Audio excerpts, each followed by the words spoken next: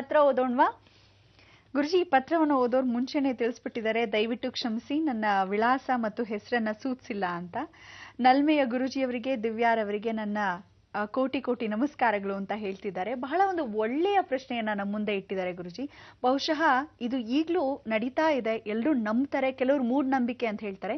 ಇವರ ಪ್ರಶ್ನೆ ಏನಂದ್ರೆ, ಮಾನವನ ದೇಹದಲ್ಲಿ ದೇವರು ಬರೋದು ಸತ್ಯನ, ದಯಮಾಡಿ ತಿಳಿಸ್ಕೊಡಿ ಗುರುಜಿ ಅಂತ ಹೇಳ್ತಾರೆ.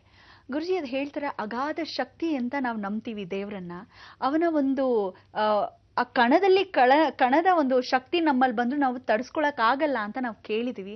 ಆದ್ರೆ ಬಹಳಷ್ಟು ಜನ ದೇವ್ರು ಬರುತ್ತೆ ಅಂತ ಹೇಳೋದನ್ನು ನೋಡಿದೀವಿ. ಅವ್ರು ಬೇರೆಯವ್ರಿಗೆ ಜ್ಯೋತಿಷ್ಯ ತರ ಹೇಳ್ತಾರೆ, ಮುಖ ನೋಡಿನೇ ಹೇಳ್ತಾರೆ, ಅವ್ರ ಕಷ್ಟಗಳನ್ನ ಪರಿಹರಿಸ್ತಾರೆ ಅಂತ ಕೂಡ ಕೇಳಿದೀವಿ. ಇದಕ್ಕೆ ನೀವೇನ್ ಹೇಳ್ತೀರಾ? ಆ ಒಂದು ದೈವ ಸಾಕ್ಷಾತ್ಕಾರವನ್ನ ಈ ಮೂಲಕ ನಾವು ಪಡಿಬಹುದಾ? ಈ ತರ ಈ ಪ್ರಶ್ನೆ ನೀವು ಕೇಳಿರೋದು ಬಹಳ ಸಂತೋಷ. ಎಲ್ಲರಿಗೂ ಹೇಳ್ತಾ ಇದ್ದೀನಿ ಕೇಳಿ. ಮೊದಲು ಎಷ್ಟೋ ಕಾರ್ಯಕ್ರಮಗಳಲ್ಲಿ ತಿಳಿಸ್ಕೊಟ್ಟಿದ್ದೀನಿ, ಆದರೂ ಮತ್ತೊಮ್ಮೆ ಅವಕಾಶ ಬಂದಾಗ ಖಂಡಿತವಾಗಿ ಹೇಳಲೇಬೇಕು. ಪ್ರತಿಯೊಬ್ಬ ಮನುಷ್ಯನ ಮೇಲೆ ದೇವರು ಬಂದುಬಿಟ್ಟಿದ್ರೆ ಈ ಭೂಮಿ ಮೇಲೆ ಎಲ್ಲರೂ ಕಷ್ಟ ಅನ್ನೋದೇ 100 ತಳ್ಳಿಬಿಡ್ಬೋದಾಗಿತ್ತು. ಪ್ರತಿಯೊಬ್ಬರ ಮೇಲೂ ದೇವರು ಬರೋದು ಎಲ್ಲವೂ ಸುಳ್ಳು. ಸಾಕ್ಷಾತ್ಕಾರ ಅಂದರೆ ಸೈಕಲಾಜಿಕಲ್ ಎಫೆಕ್ಟು. ಇವ್ರಿಗೇನೋ ಹುಚ್ಚು ಭ್ರಮೆ ಇರುತ್ತೆ ಕೆಲವರಿಗೆಲ್ಲ. ಏನಾಗುತ್ತೆ ತಿಳ್ಕೊಳ್ಳಿ, ತಲೆಯಲ್ಲಿ 3 ಮೆದುಳಿದೆ. 3 ಮೆದುಳು ಭಾಗದಲ್ಲಿ ಈ ಥರ 3 ನರಗಳು ಹೀಗೆ ನಿಂತ್ಕೊಂಡಿರುತ್ತೆ. ನಾವುಗಳೇನಂತೀವಿ, ತಲೆ ಭಾಗದಲ್ಲಿ ತಲೆ ಹೊಡಿಬೇಡವೋ ಅಂತೀವಲ್ಲ, ಜುಟ್ಟು ಅನ್ನೋದು ಹೀಗೆ ಬ್ರಾಹ್ಮಣನ ಶಿಕೆಯನ್ನು ಇಟ್ಕೊಂಡಿರ್ತಾನೆ. ಆ ಜಾಗ ಬ್ರಹ್ಮರಂಧ್ರ ಅಂತ ಕರಿತೀವಿ. ಈ ಬ್ರಹ್ಮರಂಧ್ರಕ್ಕೆ ತಲೆ ಮೇಲೆ ಹೊಡಿಬಾರ್ದು ಅಂತ ಹೇಳಿದ್ರೆ 3 ಥರ ಹೀಗೆ ಜುಟ್ಟಿರುತ್ತೆ.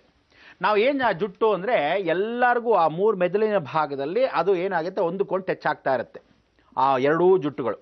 3ನೇ ಜುಟ್ಟು ಅಕಸ್ಮಾತ್ ಒಳಭಾಗದಲ್ಲಿ ಅಂದರೆ 3ನೇ ಮೆದುಳಿನ ಭಾಗದಲ್ಲಿ ಟಚ್ ಆಗಿದ್ರೆ 6th ಸೆನ್ಸ್ ಅಂತ ಕರಿತೀವಿ.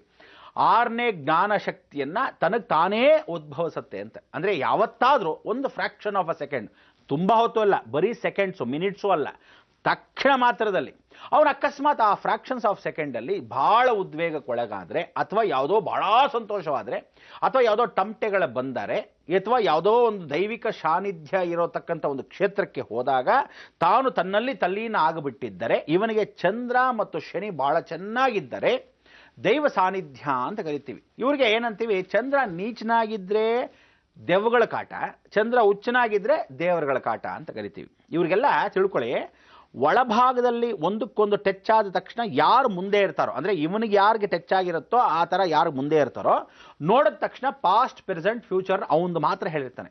ಅಲ್ಲಿ ಫಸ್ಟ್ ಶುರು ಮಾಡೋದು ಯಾರು ಗೊತ್ತಾ? ಇವನ್ನ ಹಾಳು ಮಾಡಕ್ಕೆ ನೋಡೋನೆ ಅವ್ನು ಫಸ್ಟ್ ಇರೋನು. ಅವ್ನು ಹೆಂಗಸಾಗಲಿ ಗಂಡಸಾಗಲಿ ಫಸ್ಟ್ ಹಾಳು ಮಾಡೋದವ್ರೆ. ಏಯ್ ನೋಡೋ, ನೀನು ಕರೆಕ್ಟಾಗಿ ಹೇಳಿದ ಕಣೆ, ನನಗೆ ಇನ್ನು ಮೇಲೆ ನೀನು ಇದನ್ನು ಶುರು ಮಾಡ್ಕೊಂಬಿಡೋ, ನಾನು ಫಸ್ಟ್ ಕ್ಲಾಸ್ ದುಡ್ಡು ಮಾಡೋಕ್ಕೆ ಶುರು ಮಾಡ್ಬಿಡ್ತೀನಿ ಅಂತೇಳಿ ಅಲ್ಲಿಂದ ಪ್ರಾರಂಭ ಆಗುತ್ತೆ. ಏನು ದರಿದ್ರದವರು ಅಂದರೆ ಯಾವಾಗಲೂ ಒಂದು ಉದ್ವೇಗಕ್ಕೆ ಫ್ರ್ಯಾಕ್ಷನ್ ಆಫ್ ಅ ಸೆಕೆಂಡ್ ಹಾಗೆ ಬಂದು ಹಾಗೆ ಹೊಟ್ಟೋ ಶಕ್ತಿಗೆ ಖಂಡಿತವಾಗ್ಲೂ ಅದು ಯಾವುದೇ ದೇವರುಗಳಲ್ಲ. ಅದರಲ್ಲಿ ಇರ್ತಕ್ಕಂಥದ್ದು ಏನು ಅಂದರೆ ಸೈಕಲಾಜಿಕಲ್ ಎಫೆಕ್ಟು. ತನಗೆ ತಾನು ತಲ್ಲೀನರಾಗಿದ್ದಾಗ ನಾವೇನು ಕುಂಡಲಿನಿ ಶಕ್ತಿ ಅಂತೀವಿ, ಆಕ್ಟಿವೇಶನ್ ಎನರ್ಜಿ ಅಂತೀವಿ, ಕೆಲವರಿಗೆ ವೈಬ್ರೇಷನ್ಸ್ ಅಂತೀವಿ. ಇದರಲ್ಲಿ ರೇಕಿನಲ್ಲಿ ಏನಂತಾರೆ, ಆ ವೈಬ್ರೇಷನ್ ಫೀಲಿಂಗ್ ಎನರ್ಜಿ ಜಾಸ್ತಿ ಬರ್ತಕ್ಕಂಥ ಅವಕಾಶಗಳು ಎಲ್ಲವೂ ಇರುತ್ತೆ. ಹೀಗೆ ಅವನಿಗೇನಂತೀವಿ, ಈ ಕಣ್ಣುಗಳು ಎರಡೂ ಇದೆಯಲ್ಲ, ಅದು ಎರಡೂ ಭಾಗ ಈ ಕಡೆ ಕೊನೆಗೆ ಅಂದರೆ ಮೂಗಿನ ಭಾಗಕ್ಕೆ ಎರಡೂ ಕಡೆ ಒಂದೇ ಮಧ್ಯಭಾಗಕ್ಕೆ ಬಂದ್ಬಿಟ್ಟಾಗ ಒಳಭಾಗ ಹಿಂಗೆ ಹೊಟ್ಟೋದಾಗ ಆವಾಗ ಆ ಫ್ರಾಕ್ಷನ್ ಆಫ್ ಸೆಕೆಂಡ್ ದೈವ ಸಾನ್ನಿಧ್ಯ. ಮಧ್ಯ ಕಣ್ಣಿಟ್ಕೊಂಡು ಅವ್ನಿಗೆ ಯಾವನೋ ದೆವ್ವನೂ ಬರಲ್ಲ, ದೇವರು ಬರಲ್ಲ. ದೆವ್ವಗಳು ಬರೋರ್ಗೆ ಯಾರಿಗೆ ಅಂದರೆ ಈ ಕೊನೆ ಹೊಟ್ಟೋಗ್ಬೇಕು. ಈ ಕಣ್ಣು ಕಪ್ಪು ಕಣ್ಣು ಗುಡ್ಡೆ ಈ ಕಡೆ ಹೊಟ್ಟೋಗ್ಬೇಕು, ಈ ಕಪ್ಪು ಕಣ್ಣು ಗುಡ್ಡೆ ಈ ಕಡೆ ಹೊಟ್ಟೋಗ್ಬೇಕು, ಕೊನೆಗೆ ಹೊಟ್ಟೋಗ್ಬೇಕು. ಆವಾಗ ಅವನಿಗೆ ನಿಜವಾಗ್ಲೂ ದೈವ ಸಾನ್ನಿಧ್ಯ ಅಲ್ಲ, ದೆವ್ವಗಳ ಸಾನ್ನಿಧ್ಯ ಅನ್ಬೋದು. ನಿಜವಾಗ್ಲೂ ಇದನ್ನ ದುರುಪಯೋಗ ಪಡಿಸ್ಕೊಂಡು ಬಹಳ ಜನ ಹಳ್ಳಿಯವರಾಗಲಿ, ಕೆಲವರು ಮುಗ್ಧ ಜನರಿಗೆ ಹಾಳು ಮಾಡೋಕ್ಕೋಸ್ಕರನೇ ಕಾಯ್ತಿರೋದಾಗಲಿ, ಇಲ್ಲ ಇದರಲ್ಲೇ ವ್ಯಾಪಾರ ತೊಡಗಿಸ್ಕೊಂಡ್ಬಿಡೋಣ, ಜನಗಳ ಆಕರ್ಷಣೆ ಮಾಡೋಣ ಅನ್ನೋದಾಗಲಿ, ಎಲ್ಲ ಬಹಳ ನಾಟಕಗಳು. ನಿಜವಾಗ್ಲೂ ಏನಾದರೂ ಹಂಗೆ ದೇವರುಗಳು ಬಂದುಬಿಟ್ಟಿದ್ರೆ ಒಂದು ಹೇಳ್ತೀನಿ ಕೇಳಿ. ಲಲಿತಾ ಸಹಸ್ರನಾಮದ ಹೇಳ್ತಾಳೆ, ಮಂದಸ್ಮಿತಾಂ ದೇವೀಂ ಶರಣಂ ಅಹಂ ಪ್ರಪದ್ಯೆ. ಆ ಮಂದಸ್ಮಿತವಾಗಿ ಮುಗುಳ್ನಗೆ ಹೊತ್ತು ಬ್ರಹ್ಮ ವಿಷ್ಣು ಮಹೇಶ್ವರು ತನ್ನ ತಾಯಿನ ನೋಡಕ್ಕೆ ಬರ್ತಾರಂತೆ. ಬಂದು ನಿಂತ್ಕೊಂಡಿದಾಕ್ಷಣಕ್ಕೆ ಲಲಿತಾ ತ್ರಿಪುರ ಸುಂದರಿ ಆಗಿರ್ತಕ್ಕಂಥ ಆದಿಶಕ್ತಿಯ ಮೂಲವಾಗಿರ್ತಕ್ಕಂಥ ಜಗನ್ಮಾತೆ ತಾನು ಒಡವೆಗಳನ್ನು ಹಿಂಗೆ ಹಾಕ್ಕೊಂಡು ಧಿಮಿ ಧಿಮಿ ನಾದ ಸ್ವರೂಪಿಣಿ ರಂಗಮಯೇ ಅಂತ ಇಳಿತಾಳೆ.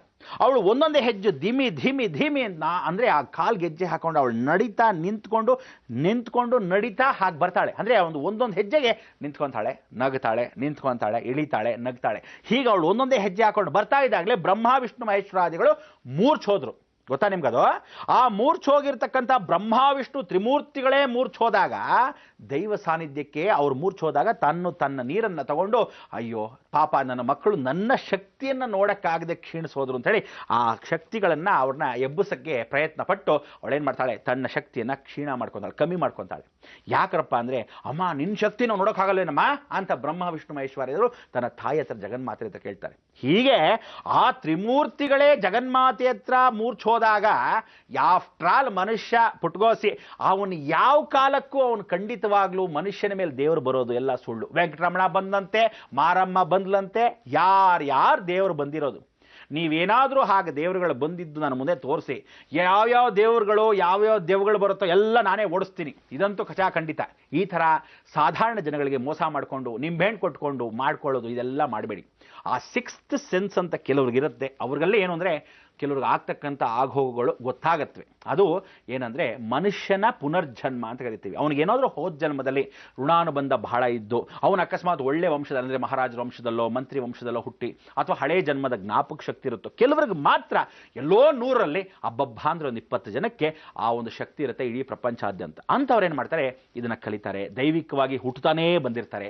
ಏನಾದರೂ ಅವ್ರು ಹೇಳಿದ್ದು ಫಲಿಸ್ತಾ ಹೋಗುತ್ತೆ ಅಷ್ಟೇ ವಿನಃ ಇದು ದೇವರಲ್ಲ, ದೆವ್ವಗಳು ಅಲ್ಲ, ಯಾವ ಕಾಲಕ್ಕೂ ಏನೂ ಅಲ್ಲ. ತಲೆಯಿಂದ ಎಲ್ಲ ತೆಗೆದು ಬಿಸಾಕಿ ಇನ್ನು ಮೇಲೆ ಯಾರಾದರೂ ಮಧ್ಯ ಹೀಗೆ ಕಣ್ಣಿಟ್ಕೊಂಡು ದೇವರು ದಿಂಡ್ರು ಹ್ಞೂ ಅಂತ ಹೇಳಿದ್ರೆ 4 ಹಬಳಕ್ಕೆ ಬಾಡಿಸ್ಬಿಟ್ಟು ಓಡಿಸ್ತಾರೆ ಅವ್ರನ್ನ.